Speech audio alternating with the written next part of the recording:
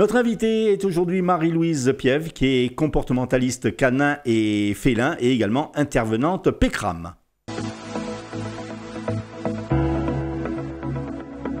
L'invité de la semaine au micro de Philippe Cham.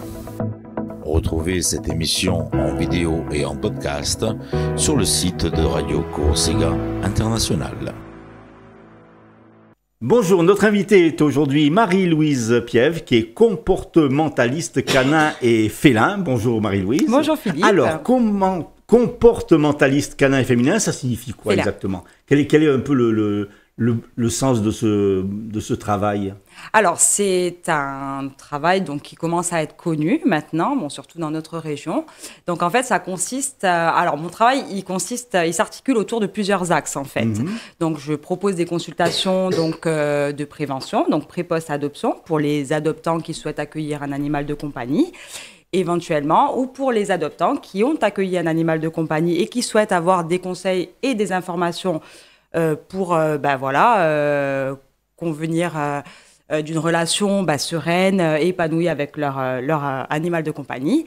Également, je propose donc des consultations accompagnement, donc qui consistent à aider les adoptants à un changement dans leur vie, par exemple un déménagement ou l'accueil d'un nouveau membre ou le départ d'un nouveau membre de la famille, éventuellement l'accueil d'un nouveau-né. Donc voilà, je propose aussi des conseils pour préparer l'animal à vivre ce changement plutôt sereinement et dans l'harmonie de la famille. Et également, donc je propose des consultations donc de bilan comportemental. Là, c'est un petit peu plus compliqué puisque là, j'interviens en général pour les problématiques de comportement à la demande des propriétaires et à leur domicile. Par exemple, pour de la malpropreté, des conduites agressives. Ça peut être pour des griffades intempestives, voilà. Et comment vous êtes venu à ce métier? Je suppose que déjà, ça passe par l'amour des animaux. Exactement. Donc, en fait, moi, à la base, j'ai fait une grande carrière donc, dans le prêt-à-porter pour un groupe de prêt-à-porter national. Pendant 12 ans, j'ai été donc, à la responsabilité d'un magasin. Et puis, donc, je suis passionnée depuis toute petite par l'éthologie, donc, qui est la science du comportement animal. Éthologie, voilà. Donc, alors, c'est vague, hein, parce que, ça touche tous les animaux, globalement. C'est l'étude, donc, de la science des comportements animaliers. Et donc, dans ma carrière, en 2018, j'ai commencé à me poser des questions parce que je souhaitais me reconvertir et me lancer, parce que c'est pas évident hein, quand on a une longue carrière de tout lâcher et de repartir. Voilà, exactement. Donc, j'ai été encouragée par mon entourage, heureusement. Et puis, je vous cache pas que j'ai mon auto-entreprise, mais que à côté de ça, j'ai quand même un emploi salarié qui me permet de vivre aussi convenablement. Mais du coup, je veux aussi que ce métier reste une passion et vraiment le faire à mon rythme, prendre le temps qu'il faut. Je continue à me former. J'interviens aussi, donc je suis formée depuis mars, je tiens à le souligner parce que c'est très important et c'est très peu connu en Corse. Depuis mars 2023, j'ai été formée par Chantal Hazard, qui est une retraitée de l'éducation nationale, à la prévention, donc au programme PECRAM, qui est donc le programme éducatif à la prévention donc, et au risque d'accident par morsure, et qui est dédié au jeune public, donc les 4-13 ans hein, globalement, et donc qui permet à apprendre aux enfants à l'aide de jeux de rôle, des ateliers ludiques, à apprendre donc à avoir les bons comportements et les bons gestes avec les chiens, donc en présence ou lors de la rencontre d'un chien éventuellement. Vous intervenez dans les écoles? Comment ça se passe avec les enfants? Alors voilà, on peut intervenir dans les écoles à la demande, bien évidemment, dans les MJC, dans les centres aérés, ça peut être à domicile également avec des groupes d'enfants. Ça peut être également dans les bibliothèques, dans tous les endroits où il est susceptible d'avoir des jeunes publics, en fait, et où on est susceptible, de m'appeler. Donc, je suis disponible éventuellement. C'est tout nouveau, donc j'en fais un petit peu la communication aussi grâce à vous. Justement, quels sont les problèmes les plus récurrents qu'on arrive à soigner en plus? Alors, globalement, il faut savoir que toutes les problématiques sont en tout cas améliorables. Alors, on ne dit pas qu'on va forcément tout le temps éteindre la problématique. Mais en général, si la motivation est quand même des deux côtés, alors quand je dis des deux côtés, c'est l'animal bien évidemment, mais ça dépend beaucoup aussi du propriétaire. Oui, parce que souvent on dit que le maître y est pour beaucoup, que l'animal suit un peu le comportement du maître. Alors, donc il n'y a pas également aussi en même temps une petite éducation entre guillemets du maître. Oui, exactement. L'éducation, ça y fait. Après, une bonne éducation, voilà, va pas forcément vous garantir qu'une problématique pour une raison X ou Y ne pourra pas se déclencher plus tard. C'est pour ça que je vous disais par rapport même aux consultations accompagnement qui font partie des changements importants des foyers dont l'animal peut être sensible. Donc, il faut le prendre en compte. Et ça ne veut pas dire parce que vous avez fait tout bien, entre guillemets, ou que le propriétaire a fait tout bien depuis toujours, qu'une problématique ne peut pas se déclarer. Nous travaillons avec des animaux, donc ce sont des êtres sensibles qui ressentent les émotions et également nos émotions. Mais comme vous disiez, bien sûr, ça dépend beaucoup du propriétaire, mais plus dans ce qu'il va transmettre. Voilà, dans ce qu'il va transmettre, ce qu'il va mettre en place comme règle également, parce qu'il faut être cohérent. Et il faut être cohérent avec tous les membres de la famille, bien évidemment. Voilà. Donc, c'est pour ça que oui, toutes les problématiques sont en tout cas améliorables. Moi, j'ai jamais encore rencontré on va dire, j'ai jamais eu l'occasion de retourner chez un propriétaire pour une problématique on va dire, pas soignée jusqu'au bout. Mais en tout cas, ce qui ressort le plus en problématique, moi, chez les chats, alors, ce qui ressort beaucoup... Parce que les chats, c'est difficile.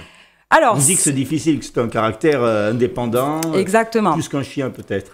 Oui, ça fonctionne pas pareil. Voilà, c'est ça. C'est que le chat, lui, ce qui lui importe, c'est de vivre dans un environnement enrichi, aménagé pour répondre à ses besoins, donc ses besoins propres à son espèce, et également comportemental. Donc, on adopte un chat, et quand on adopte un chat, il faut savoir qu'un chat, ben voilà, c'est grimpeur, ça a besoin de faire ses griffades, ça a besoin d'avoir une certaine vision de son environnement en 3D. Donc, ça demande voilà, un aménagement et un enrichissement particulier des propriétaires, globalement pour les chats en captivité. Après, les chats qui ont accès à l'extérieur ont déjà cet enrichissement quand même bien développé et ils sont assez épanouis.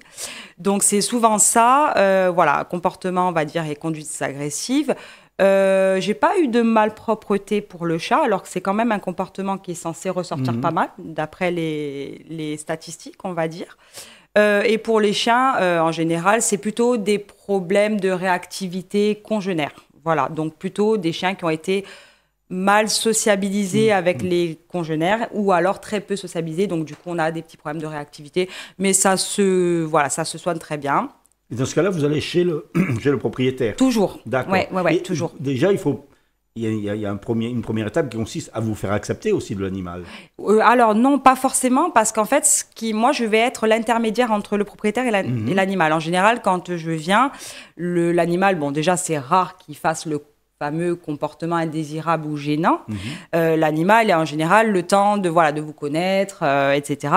Moi, en fait, mon job, si vous voulez, de par mon métier de comportementaliste, je vais donner les clés au propriétaire pour que lui travaille avec son animal. Voilà, donc c'est plus lui, en fait, qui a besoin de faire les choses, parce que moi, je ne suis pas là 24/24. Oui, tout à fait. Voilà, donc il est plus favorable d'être pédagogue avec le propriétaire, donc de lui transmettre les connaissances et les clés nécessaires pour que lui travaille avec l'animal. Bien sûr que j'arrive pour une consultation comportementale, on va faire à peu près 2 heures de questionnement et de visite de l'environnement. Donc, c'est très ciblé. Il y a beaucoup de questions pour connaître le contexte d'apparition du comportement. Il est important de demander au propriétaire de voir un vétérinaire avant. C'est très, très important parce que s'il y a une problématique médicale qu'on ne l'a pas vue, ça peut poser problème et mettre en danger l'animal. Voilà. Donc, à ce moment-là, on questionne beaucoup, on prend en compte le contexte, tous les membres de la famille et on essaye de partir sur une hypothèse de perturbation qui nous semble la plus logique d'après le rapport du propriétaire, parce que c'est lui qui nous transmet.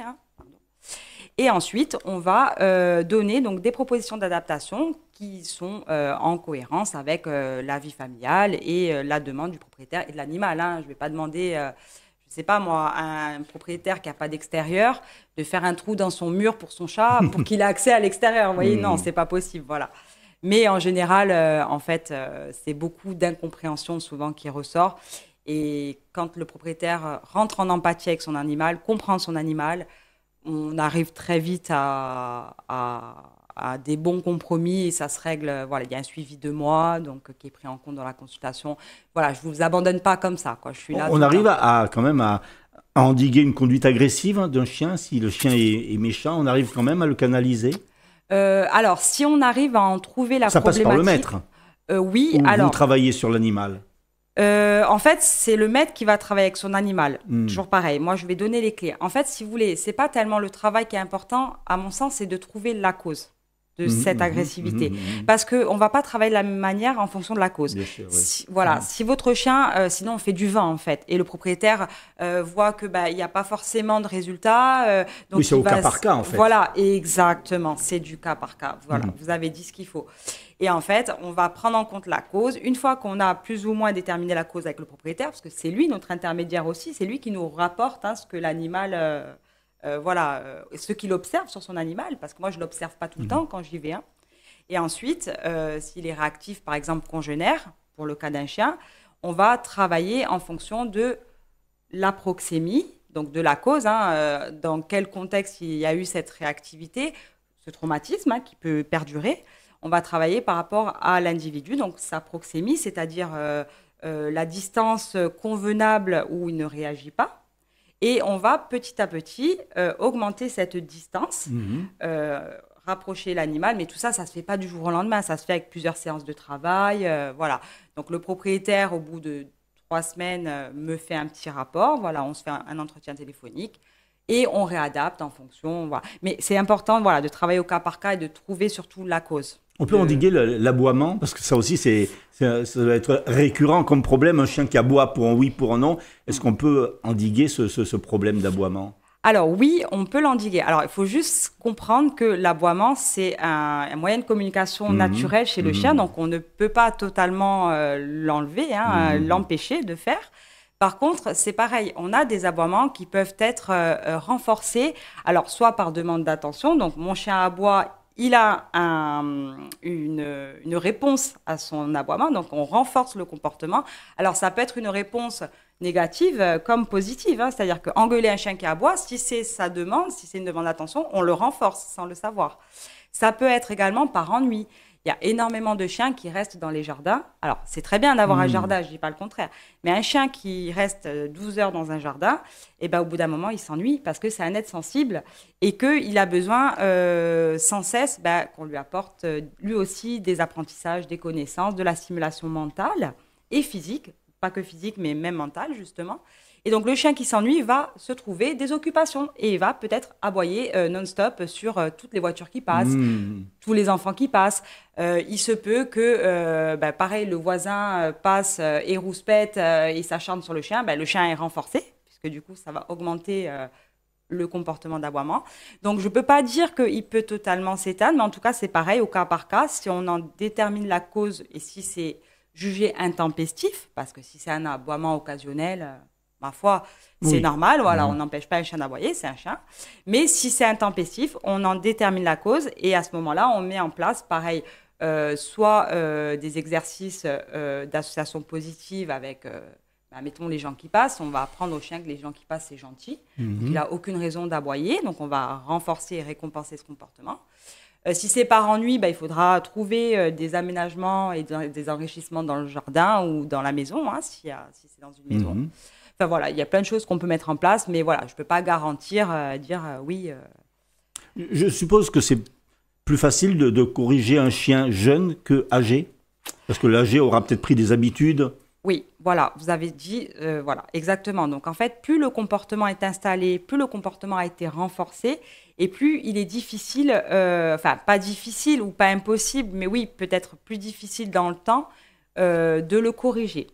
Il faut savoir que moi, je travaille qu'avec des méthodes bienveillantes et en respect avec donc les besoins éthologiques de l'espèce, donc les besoins propres à l'espèce, et donc la connaissance des besoins de l'espèce, c'est important aussi, et en aucun cas avec des méthodes dites anciennes ou coercitives, donc qui demandent quand même une certaine autorité et violence avec l'animal.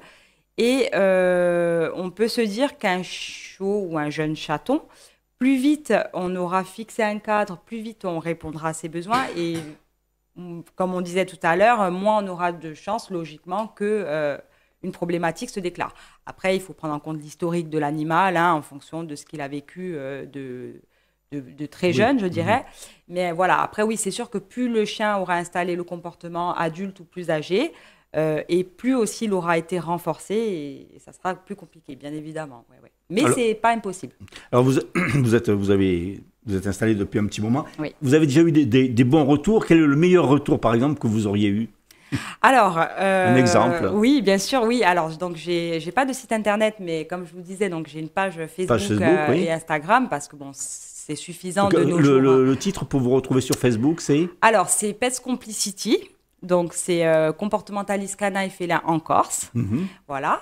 Et en fait, c'est un retour qui m'a marqué. Alors oui, j'ai des avis sur ma page, bien évidemment. C'est ce qui aussi fait parler de nos jours, il faut être honnête.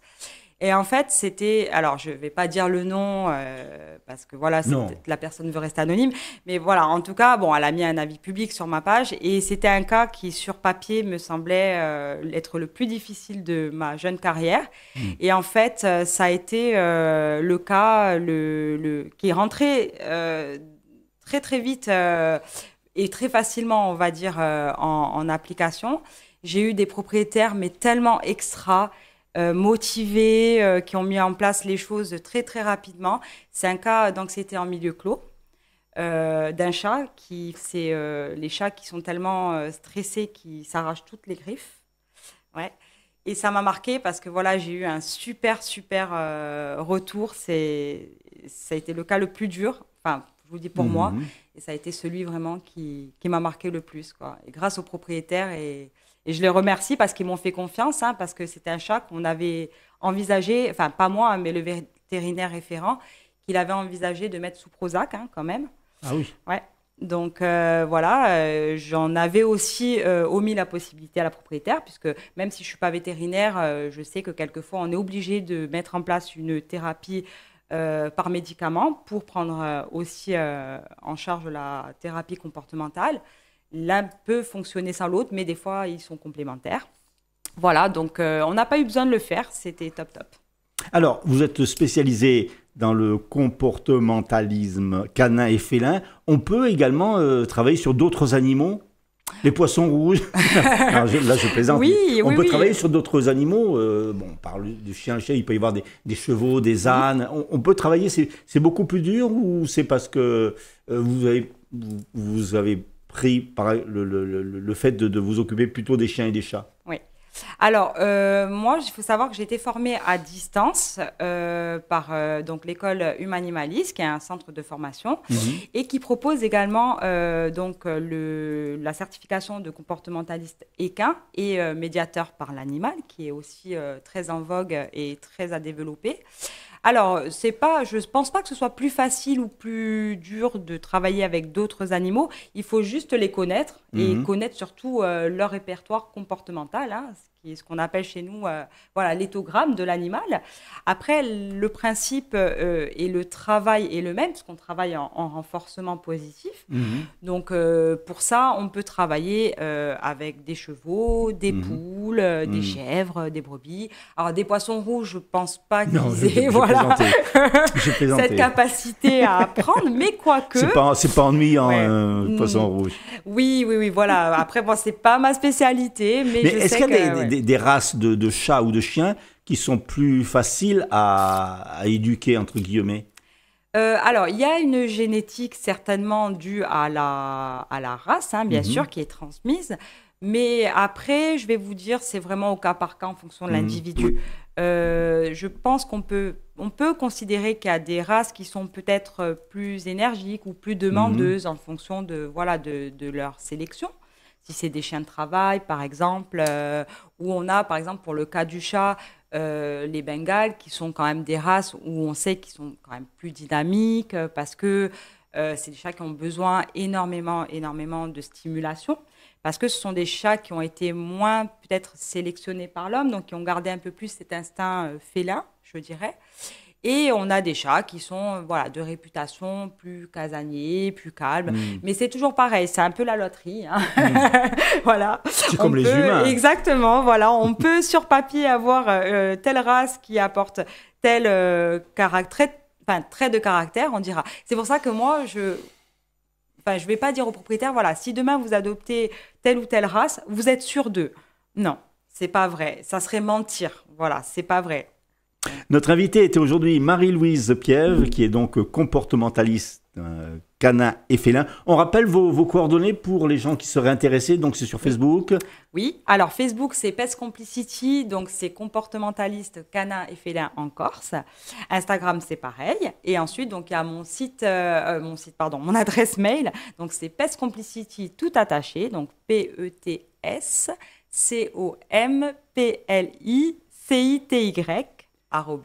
@icloud.com et mon téléphone donc 06 22 46 86 12. Merci beaucoup Marie-Louise. Merci à vous Philippe. Et puis peut-être à bientôt. Merci à Auguste qui était à la régie.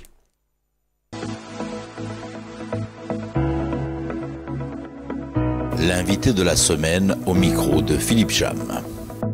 Retrouvez cette émission en vidéo et en podcast sur le site de Radio Corsica International.